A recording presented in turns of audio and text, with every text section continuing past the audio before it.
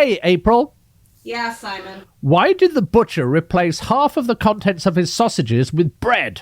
I don't know, Simon. Why did the butcher replace half of the contents of his sausages with bread? Because he found it hard to make both ends meet. See, that's great. Oh, no. Oh.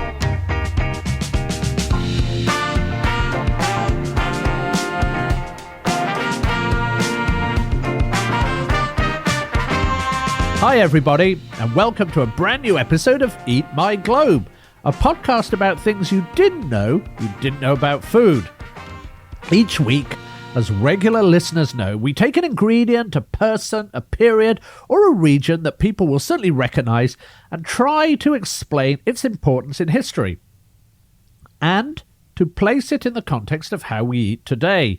Today, we are going to be looking at the history of food fraud and food adulteration. We are going to look at an aspect of food history that really does cover just about all of man's time on this planet. Well, certainly since they began to form into communities. It is, as we shall see, an issue that reveals humans at their very worst, looking to fool their fellow humans for the sake of profit, despite the sometimes fatal consequences it would have on those who were on the receiving end of their duplicity. It is a practice that impacts everybody, but is often targeted at the poorest people and can have significant impact on public health.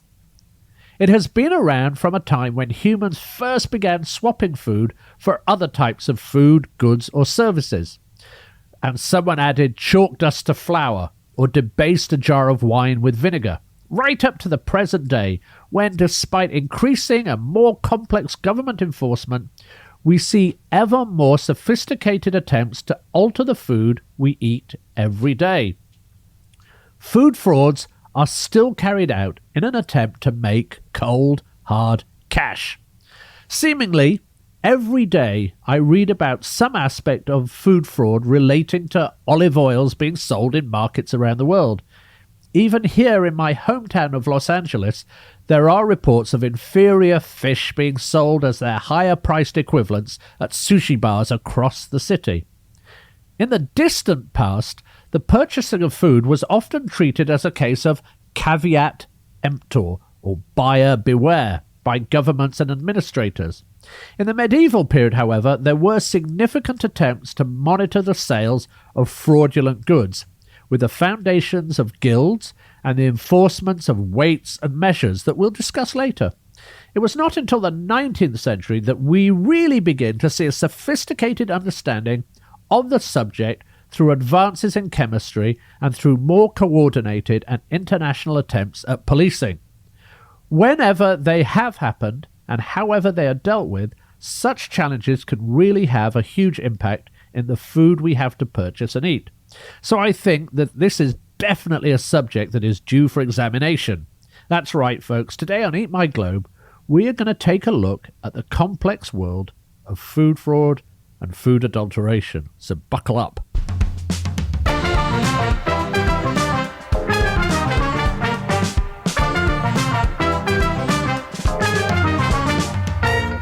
As always on Eat My Globe, let's begin the episode by clarifying what it is that we're actually going to chat about. John Spink and Douglas C. Moyer, both with the Anti-Counterfeiting and Product Protection Program for the School of Criminal Justice at Michigan State University, define food fraud as, quote, a collective term used to encompass the deliberate and intentional substitution, addition, tampering, or misrepresentation of food, food ingredients, or food packaging, or false or misleading statements made about a product for economic gain, end quote.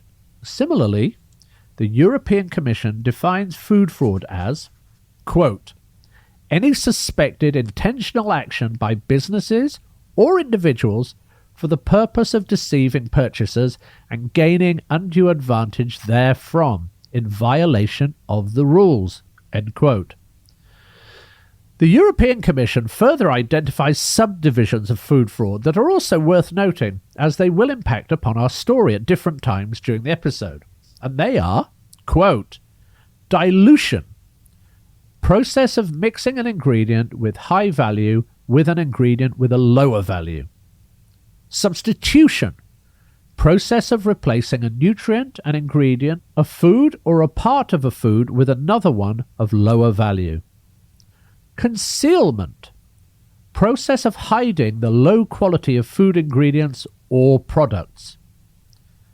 Unapproved enhancement, process of adding undeclared compounds to food products in order to enhance their quality attributes. Counterfeits, infringements to intellectual property rights. Mislabeling, false claims or distortion of the information provided on the label/packaging. Grey market forgery, production, theft, diversion. End quote. Now, I think these definitions are all pretty self-explanatory, with the possible exception of the term grey market, which attorney Hugh J. Turner Jr. defines as, quote, grey market goods are authentic goods intended for sale in foreign countries that are diverted into and sold in the United States by persons other than the authorized distributor. End quote.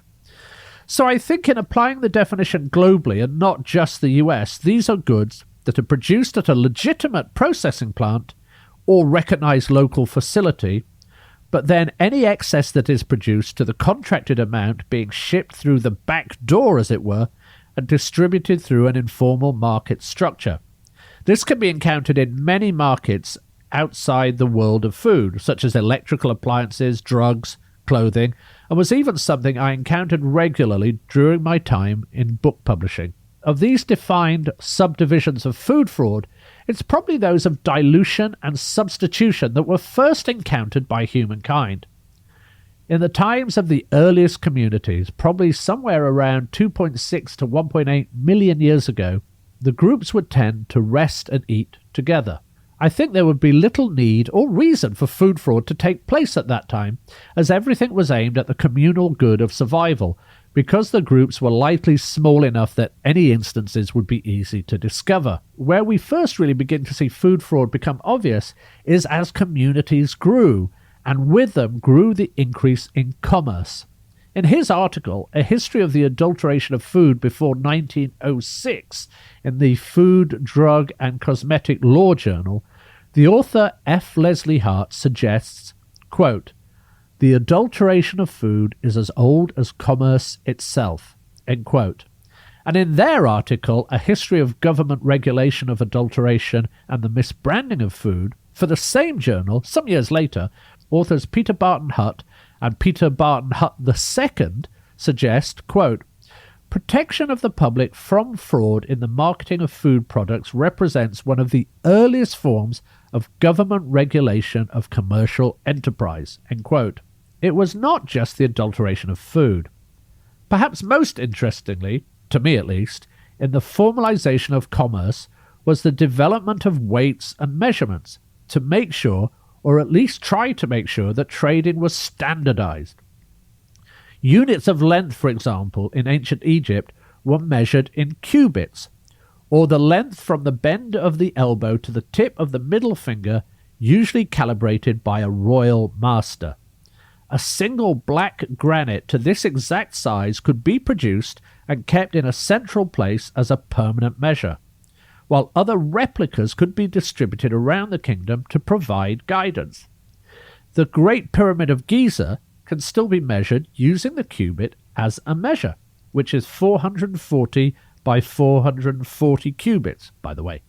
Weights were harder to calibrate, but could be based on an item, such as the seeds of plants, which to all intents and purposes are almost identical.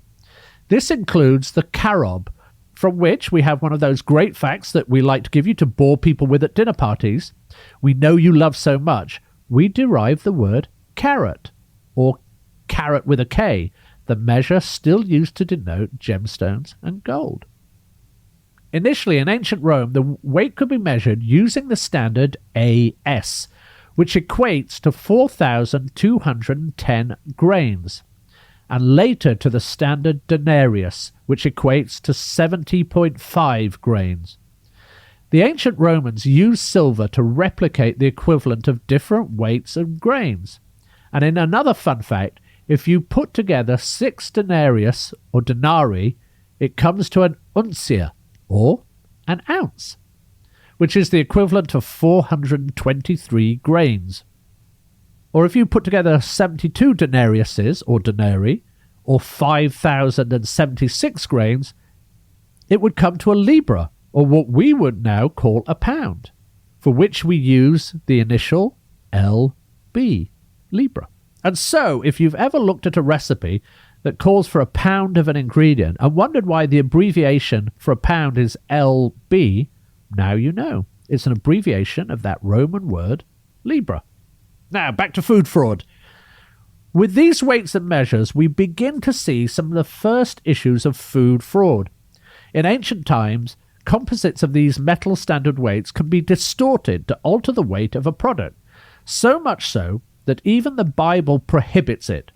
In his work on food fraud in ancient times, F. Leslie Hart points us in the direction of Deuteronomy chapter 25, verses 13 to 15. Quote, "Do not have 2 differing weights in your bag, one heavy, one light. Do not have 2 differing measures in your house, one large, one small. You must have accurate and honest weights and measures, so that you may live long in the land the Lord your God is giving you." End quote. So we begin to see evidence of laws of food regulation appearing almost as soon as we begin to find evidence of the written word. And while not all of them contain specific regulations about food fraud or adulteration, they do show that regulating how food was farmed and sold was vital to every civilization.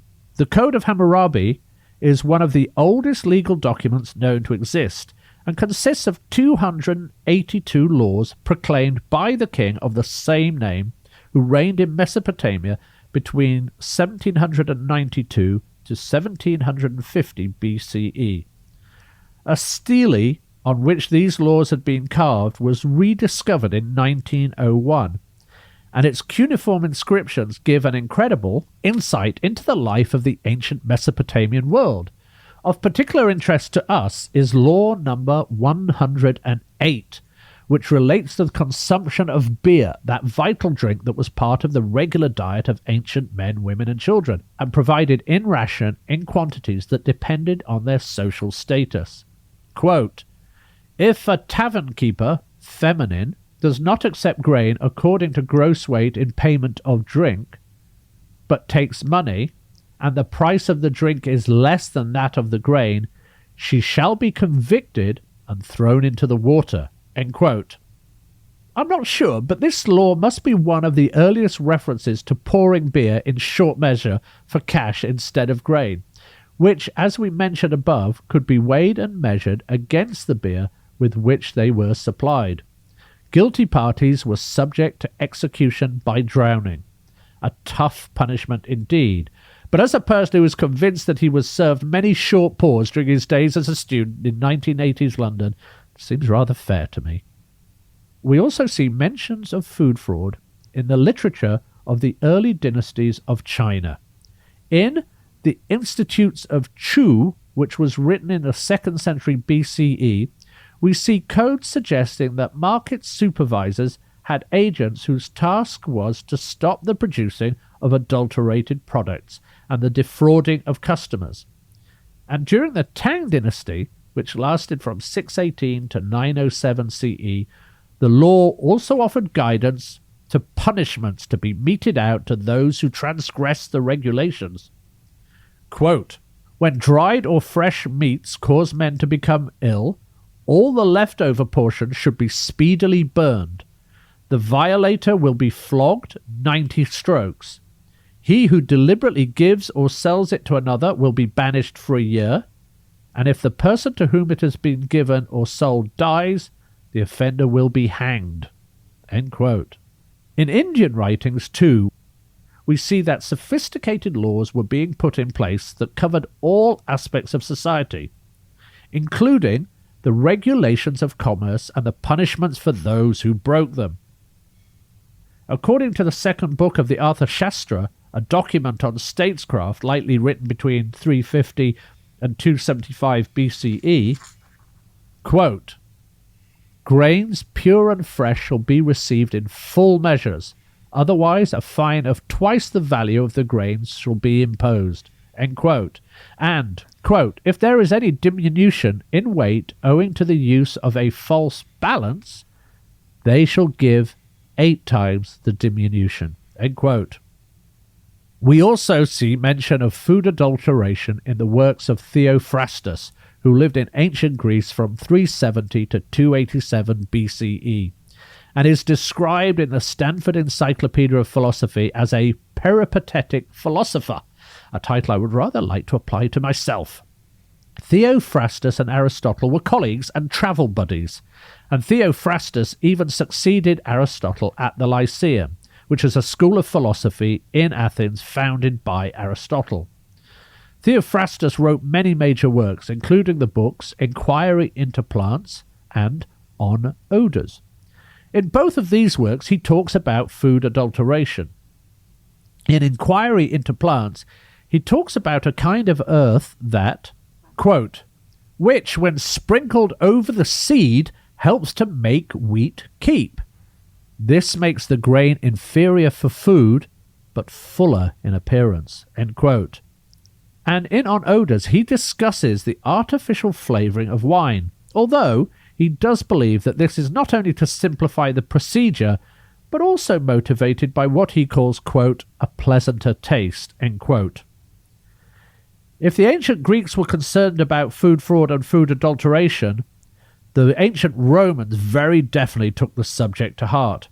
This is hardly surprising for an empire which, at its peak, not only housed a population of over 1 million people in the greater urban area of the city of Rome, and an empire for whom trade across its territories and with its neighbours was not just hugely profitable, but also vital if they were to thrive, and an empire that spent nearly 70% of its yearly budget on supplying its army with weapons and, of course, rations. In many ways, the status of a Roman person could be determined by the access they had to food and what that food was. Amongst the goods imported by Rome were luxury food items, which included spices from India and also vital food items such as olives, fish, meat, and grain. Grain supply was so important that it had its own specific official in charge of it, known as the Praefectus Annoni. Olive oil and wine were also vital to the daily life of Rome, and a complex series of regulations was kept in place, not only to secure consistency of delivery, but also the quality and weights and measures of the goods acquired. Using false weights and measures were considered a civil offence called Stelianatus, which was a wide-ranging civil law on fraud that also included food adulteration. People who broke these laws could be subject to temporary exile or even banishment to the mines. The laws didn't always deter people, however. Through the work of archaeologists and through reading ancient Roman literature, we can see many examples of potential food fraud. In the remains of the unfortunate city of Pompeii, which was destroyed on August the 24th in 79 CE by the eruption of Mount Vesuvius, a loaf of bread was found that had been marked with a bronze stamp that read, quote, "Seller, slave of Quintus Granius Versus," end quote. These marks had two purposes. One was to identify the maker of a loaf of bread in the times when few people had individual ovens and bread was cooked in a community oven. And for our purposes, more importantly, was to identify the maker, so if the bread was shown to be adulterated or underweight, it could be traced back to the bakery and a punishment could be issued. Later, in 438 CE, Emperor Theodosius II issued a single volume or codex of the laws of his predecessors. In this book, known as the Codex Theodosianus, or the Theodosian Code, there are regulations for bread to be sold in public, literally on the steps of a building, so there could be no suggestion of fraud on such a vital and potentially contentious staple. Quote, "In order that no fraud at all may arise with reference to the step bread, we command that if anything is doled out to the people, it shall be served publicly on the steps and not secretly by the bread makers." End quote. Wine was also not an unusual item to be adulterated. This was done in many ways, using aloe, water, herbs, smoke, and even sulphur. In the 18th book of his megatome, The Natural Histories, Pliny the Elder, to whom some have given the title Rome's first wine critic, notes, quote, "Wine that has been mellowed by the agency of smoke is extremely unwholesome, a fraudulent method of preparation that has been invented in the wine lofts of the retail dealers. At the present day, however, this plan is adopted in private families even when it is wished to give the appearance of maturity of wines that have become carious." End quote. And, quote, "The morals of the age being such that it is the name only of a vintage that is sold, the wines being adulterated the very moment they enter the vat. Hence, it is by Hercules a thing truly astounding that in reality a wine is more innoxious in its effects in proportion as it enjoys a less extended renown." End quote. In his work on agriculture, Cato the Elder discusses a method to find out if the wine you have has been watered down. Quote, "If you wish to determine whether wine has been watered or not, make a vessel of ivy wood, and put in it some of the wine you think has water in it. If it contains water, the wine will soak through and the water will remain, for a vessel of ivy wood will not hold wine." End quote. However, despite these rules and regulations, the Romans' view of food adulteration outside of its impact on that regular supply of food at reasonable prices approach that I mentioned earlier seems to have been very much of that caveat emptor or buyer beware approach. Moving on to the period that we refer to as the Middle Ages, that is the period following the collapse of the Western Roman Empire in 476 CE, and about the 14th century, roughly the beginning of the period known as the Renaissance, records of food fraud was ongoing. This period marks a huge expansion of trade and the diversification of goods. As this trade became more diversified, merchants who controlled trade and then later craftsmen who made goods began to form trade-related guilds. In medieval England, for example, they were often formed by a royal charter. The city of Paris in France alone had over 100 guilds, while the entire country of Britain also had over 100 guilds. Not all of these, of course, related to food, but the inclusion of key craftsmen, such as bakers and brewers, show how important they were. The term guild comes from the Saxon word to pay or to yield, and the guild expected members to pay towards the organization's finance. While the primary reason for their creation was to increase the influence of that craft or trade by collective organization, part of it was to raise and codify standards of production. They initially had their own, often very complex, self-regulated standards of trade practice. This worked not only to protect people involved in the craft, but also to raise and guarantee the quality of the products they were selling, a very early form of consumer protection. In her terrific book, Swindle, The Dark History of Food Fraud from Poison Candy to Counterfeit Coffee, author B. Wilson argues, quote, "The guild prided itself on letting nothing leave its shops but finished products, perfect of their kind. Not only fraud, but the very suspicion of fraud was rigorously excluded." End quote. These guilds ranged from doctors to weavers and to metalworkers. In the areas of food, it included, amongst others, guilds for butchers, bakers, and brewers. There were also related guilds across Europe. As these guilds became more successful and influential, their self-policing became more lax, and governments at both local and state levels began to step in with their own ordinances. And in his article, F. Leslie Hart mentions one particular ordinance from London in 1400. Quote, "No poulterer or other person whatsoever shall expose for sale any manner of poultry that is unsound or unwholesome to man's body, under pain of punishment by the pillory, and the article being burnt under him." End quote. Death by burning chicken. Now that's a hell of a way to go. In 1202 or 1203, the first assize of bread was believed to have been announced by King John in Britain. We don't have any documents of this proclamation, although we do of course know the most famous document he signed, the Magna Carta. We also do know that the Parliament under King John's successor, King Henry III, codified the assize of bread and ale. Strict punishments were meted out against those who broke these laws, measuring the weights and measures of various types of bread and beer. These laws worked by setting a fixed price of a loaf of bread and a mug of beer. Even though the cost of grain varied, these prices remained constant, and instead the size of a loaf of bread or a mug of beer would increase or decrease.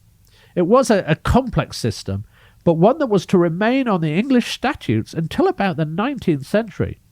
These staples of the medieval diet, such as bread, butter, cheese, meat, fish, wine, and ale, were subject to food laws, and the regulation of these staples were often more important than perhaps regulating other food. Also, around the 13th century, we see the forming of the Guild of Food Inspectors, known as the Garblers. This term was taken from the Arabic word garble, which meant to sift or select impurities from spices.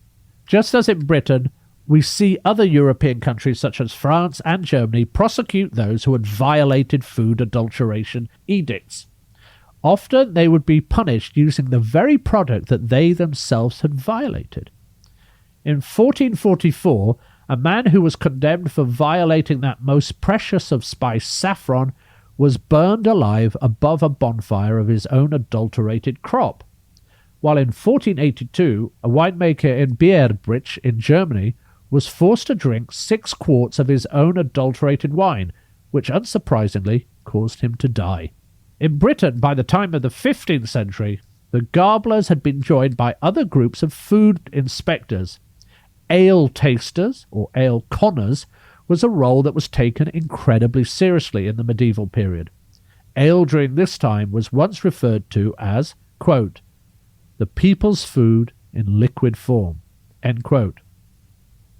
In all its varied strengths, ale was something that was drunk by most members of society, and many women, known as alewives, brewed and sold ale. The ale conner was appointed by the local manor or the town to monitor ale in certain jurisdictions, and would visit any alehouse or brewery, checking their ales to make sure they were up to scratch. And if they were not, the ale may not be sold.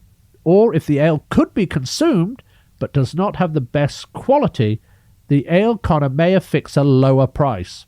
The ale conner's oath included this, quote, "Ye shall well and truly serve his majesty and this town. Ye shall at all times try, taste, and assize the beer and ale to be put on sale, whether the same be wholesome for man's body, so help you God." End quote. Staying with England, the period from the 1500s to the 19th century saw an increasingly challenged time when it came to the detection and punishment of food fraud. In part, this was because of the increase in valuable items being brought into the country, and because of a weakening of the guild's policing. This was, of course, the period during which the age of exploration and colonization was beginning to introduce new luxury goods into Europe, such as coffee, tea, chocolate, and sugar. I've written episodes of Eat My Globe on all of these subjects. If you have not yet listened to those, do go and check them out. In those episodes, I have written quite a bit about how these products were subject to some pretty scurrilous activities. Also, if you have listened to my episode on the history of cookbooks, you may want to check out some of those which offer advice for how to see if food was fresh and unadulterated. The increase in these luxury consumer goods meant increased profits, but not necessarily increased protections from food fraud and adulteration. At the same time, the sophistication of the attempts at food fraud had become far more sophisticated and far too complex for the likes of the previous medieval-style food inspectors to deal with. As F. Leslie Hart puts it, quote, adulteration had become a fine art, end quote. Tea, my own favourite beverage, is the perfect example. From its first arrival into Britain in the 17th century, it was subject to adulteration because of its expense. Chinese merchants purportedly sold adulterated tea, and British merchants who brought it back to Britain further adulterated it. This adulteration could be carried out in lots of ways. This included everything from the simple redrying of tea that had already been used to adding clay or iron filings. There were even more reports of tea being adulterated with lamb dung, lead, and copper to achieve the correct colour. One of the reasons that British took to drinking black tea was because it was less easy for food adulterers to exploit. Adulteration of tea became even more of an issue as it became a national obsession in Britain. The government passed a law in 1725 to prohibit adulteration of tea. In fact, the government passed several other laws too to protect tea adulteration. As well as ingredients such as coffee, tea, chocolate and sugar that I mentioned above, we also see a huge amount of adulteration in the spices that made their way into Europe. And by the way, we did record an episode on the history of spices and the spice roads in Season 5. The forms of adulteration too could be just as varied as for other ingredients, primarily bulking out weights of whole spices and adding additional powders to ground spices. It can become even more confusing when a cheaper spice is used to pad out a more expensive spice, which has in common visual appearance or similar flavouring elements. So in medieval times, you might have seen saffron adulterated with safflower or black pepper adulterated by the addition of juniper berries or even rat poop.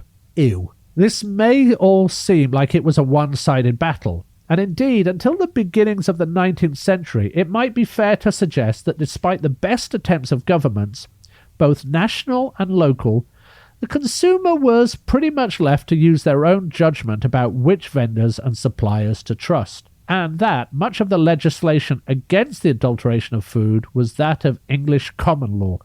That is a law that came from custom and judicial precedent rather than legal statute, rather than statutory laws. However, at the beginning of the 19th century, we begin to see scientists, particularly chemists, began to turn their attention to the battle against food fraud and to even the battle. B. Wilson says in her book Swindle that, quote, in the history of food adulteration, there are two stages, before 1820 and after 1820, before Accum and after Accum. End quote. While that might sound a little hyperbolic, it does go to show the impact that Frederick Accum had on our subject in hand.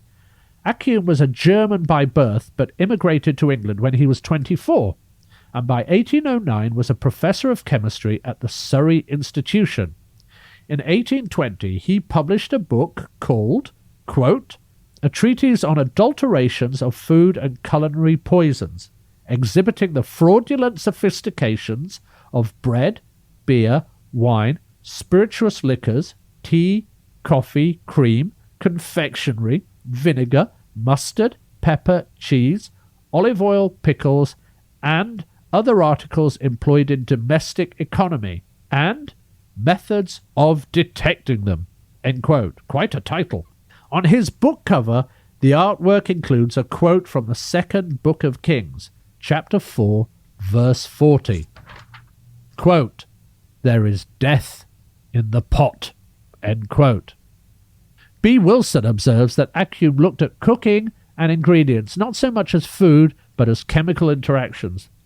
Throughout the book, he is noticeably infuriated by anything which stands between the consumer and the possibility of eating wholesome food, as well as ingredients such as those mentioned in the title and a host of others, including, quote, poisonous anchovy sauce, end quote. Accum also looked at household goods such as soap and even give methods of detecting lead in water. He also does some naming and shaming by listing grocers who had been penalized for their fraudulent behavior along with the fines they were commissioned to pay. I guess that's an early example of cancelling. The publication of the book was unfortunately followed by great scandal. Accum was accused of mutilating books at the Royal Institution Library by pulling pages from them to take away with him, and was thereafter arrested for the crime of robbery. He fled from London back to Germany. While he was to re-establish himself with 2 professorships in Berlin, it did leave a shadow on his career. The book, however, was a considerable success in Britain and sold over 1,000 copies in its first month. And while it was not, as we have seen, the first time that people became aware of adulteration in their food, it was perhaps the first time they had seen all the perils in the grocery store. Accum's book was followed by other books on a similar subject. In 1830, a book was published called Deadly Adulteration and Slow Poisoning Unmasked, or Disease and Death in the Pot and Bottle, that was published anonymously and accredited to, quote, an enemy of fraud and villainy, end quote. This was followed by more books and pamphlets, and a series of articles published by the famous medical journal The Lancet between 1851 and 1854, written by a Dr. A. H. Hassel on food adulteration. A further book followed, and the list of adulterants declared found in food is both fascinating and alarming. Quote, cayenne pepper, number of samples 28, number adulterated 24, adulteration found red lead, cinnabar, ochre, turmeric, mustard hulls, rice, end quote.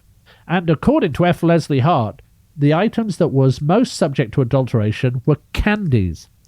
Hassel examined 100 samples and found out that 59 of them had elements of lead chromate, 6 with mercury sulfide, and 4 with white lead. There was even a candy known as rock and rye, and was a favourite of school children, which Hart suggested contained, quote, glucose, oil, and fusel oil, end quote. It was not until 1860 when the British government passed the Adulteration Act, which, according to Charles Albert Brown, then the chief of the Bureau of Chemistry for the U.S. Department of Agriculture in the early 1900s, was, quote, the pattern of all modern pure food legislation, end quote. Accum's book was also a great success in the United States, which is as good an excuse as any for us to move our attention to America.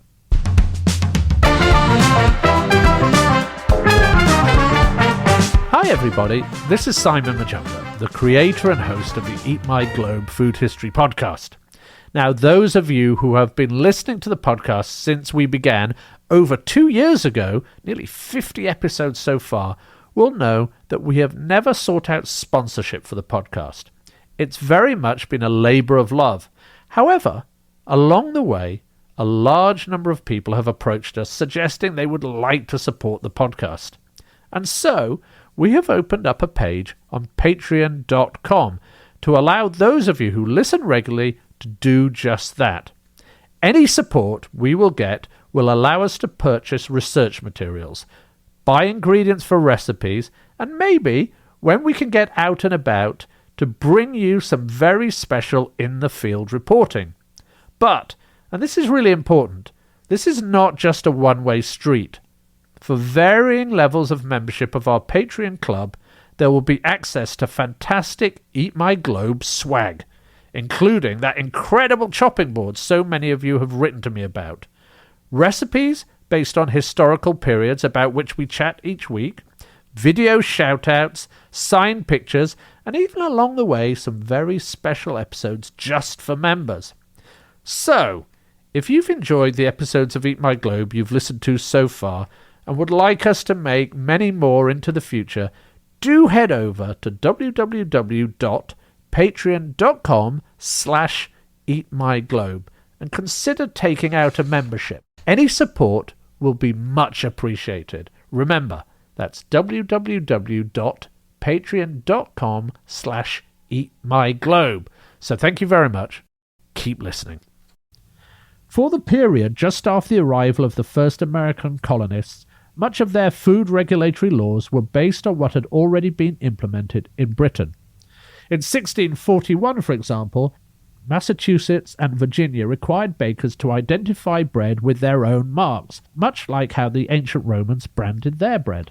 In 1785, after the United States had declared its independence from Britain, Massachusetts passed the Act Against Selling Unwholesome Provisions.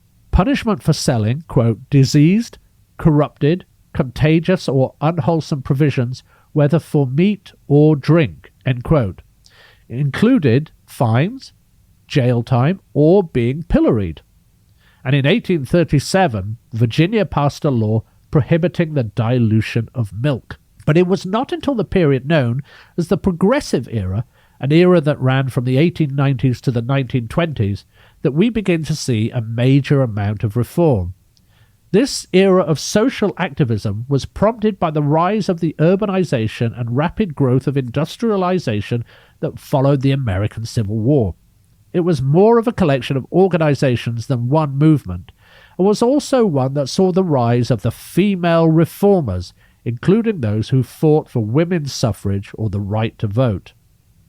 They were also at the heart of the pure food and drug movement, which looked to force the government to pass a national food and drug bill, as food frauds and adulteration were becoming intolerable. At the very beginning of the 20th century, the number of people lobbying for this bill began to attract some very influential people, including the American Medical Association, the powerful trade magazine American Grocer, and even some well-known food purveyors such as the H.J. Heinz Company. Perhaps most important of all was a book published in 1906 by author Upton Sinclair. The Jungle gave the public their first very real and very frightening view of the conditions in Chicago's slaughterhouses. The book became famous and was published in 17 languages. However, while Sinclair was the hero of food safety, it was to his own mind somewhat of a failure. He had meant to turn the public attention to the appalling conditions of the workers in the slaughterhouses. Instead, the public were far more concerned about the quality of the meat that was being sent out to the markets. He complained, quote, I aimed at the public's heart, and, by accident, I hit it in the stomach, end quote. Despite that, he became an accidental muckraker, a pejorative term used by President Theodore Roosevelt to describe those who wrote about exposing society's underbelly, and his book played a strong part in bringing America to the point when the Pure Food and Drug Act of 1906 was passed into law. The Meat Inspection Act was passed into law the same day. These acts had their failures, and the Pure Food and Drug Act was replaced in 1938 by the Federal Food, Drug and Cosmetic Act of 1938. This law gave the FDA, or the Food and Drug Administration, broad powers to enforce the statute. Now, as we come towards the end of this episode, we should realize that despite all the rules and regulations that have come into place since 1938, and trust me, there are many, many of them, that food fraud is just as prevalent today as it has always been. In fact, many criminal organizations are turning towards food fraud because the profits are high, but the penalties are relatively low, particularly when compared to those meted out for the trafficking of drugs or people. The International Food Safety Authorities Network, which is part of the World Health Organization, and the Food and Agricultural Organization of the United Nations, notes that, quote, food fraud is rising in awareness and concern. Serious public health consequences to instances of food fraud have emphasized the need for coordinated action in order to mitigate negative impacts, end quote. And in the United States, food fraud is costing the economy around $10 to $15 billion per year. And food fraud is most common in, quote, fish and seafood, oils and fats, alcoholic beverages, meat and meat products, dairy products, grains and grain products, honey and other natural sweeteners, end quote. So, most everything then. Perhaps one of the ingredients most subject to fraud is that of olive oil, where one of the largest olive oil dealers in the 1990s went to prison for passing off oil from Turkish hazelnuts as olive oil. And there are also reports of fake vodka, fake wild salmon, and fake organic food, and so on. Now, that might seem like a bit of a downer as a thought to leave you with this week, but it is a sober reminder that, just as it has always been, food fraud is very much still with us. And while there is so much criminal coin to be made from it, it will always be with us. So, just be sure you know what you're buying and never be afraid to ask questions. See you next week, folks. Do make sure to check out the website associated with this podcast at www.eatmyglobe.com, where we will be posting the transcripts from each episode, along with all the references and resources we used putting the episodes together, in case you want to delve deeper into each subject. There is also a contact button, so please do let us know if there are any subjects that you would like us to cover.